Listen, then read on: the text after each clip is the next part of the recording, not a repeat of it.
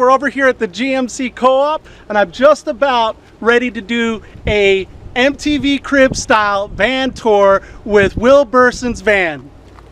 For the day I break these chains, I'm bound for the life of the simple things. Hey, what's up, man? Hey, what's going on, man? You want to give me a tour? Sure, man. So this is my 2009 Chevy Express cargo van. It's a 2500, a 3/4 ton, and it's the short model, and it's short in height too. It doesn't have a high top or anything like that. I wanted to just keep it real simple where I could take it anywhere, even in parking garages, stuff like that, and be able to park it anywhere. So what I got in here, the front's pretty stock. I just got a curtain up here dividing that off. And in the back, I've got the main cabinet here, which is kind of a mess right now. I gotta do laundry, obviously. But I've got storage up here. And then in the bottom, I've got my batteries. I've got my bucket that doubles as a toilet for solid matter whenever I need it. I don't use it all the time. It's kind of more for emergencies. And you know, got storage here for clothes and other types of stuff. So you got a light plastic dresser too, right? I do. This is essentially just these stackable things. I haven't really finished building all this out, but as you can see, I've got the magnets.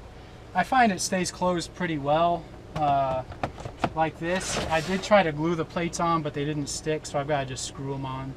And then I'll never have to worry about these opening, but I drive pretty gently, so I don't really have trouble with them moving around too much. Cool. And in the back, it's basically just a, solid bed. This is a full-size bed that's out all the time. It doesn't fold or anything like that.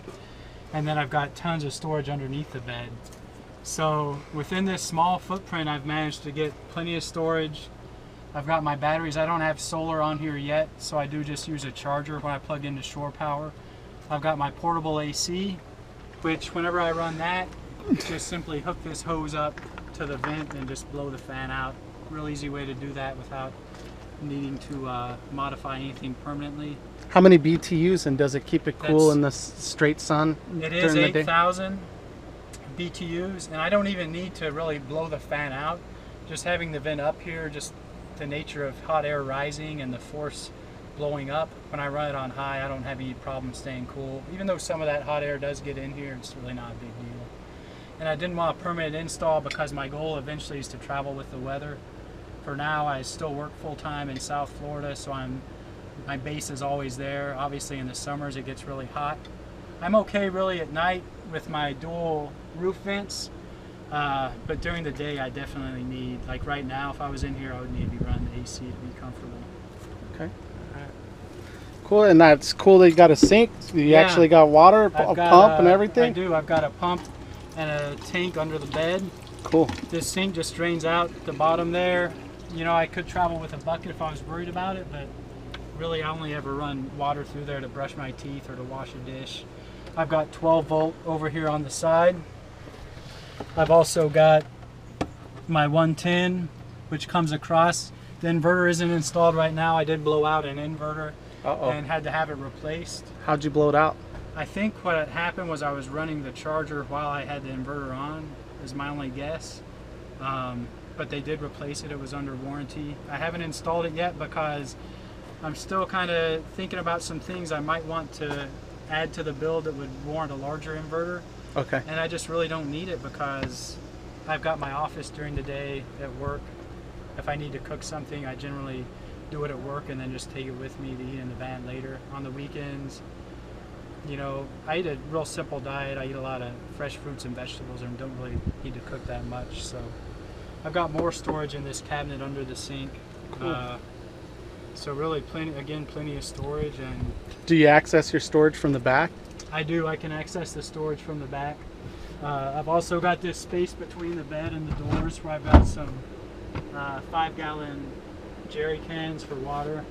I've got my laundry bag back there. So it's a real functional setup. I think really the only things I need to do to finish it up to be able to get on the road is probably add a solar panel definitely hook the batteries up to the alternator. That's not hooked up right now. Really, my only way to charge the batteries is through a charger that I hooked to shore power. But pretty much every weekend I tend to stay at a buddy's place where I can run the AC. He's got a power cord for me. When I say stay at his place, I just mean park on his property, and he runs a cord out for my van. So Cool. gives me an easy way to charge up while I run the AC. Cool. It's been great talking to you, James, but I've got to take care of some business, so get the hell out of here. All right, man. All right, guys. So that's it. See you later.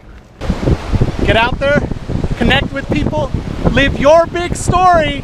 Make sure you do something every single day during those road search. Peace, guys. Without you, my friend, and I tell you all about it when I see you again. We come a long way from where we began. Oh, I'll tell you all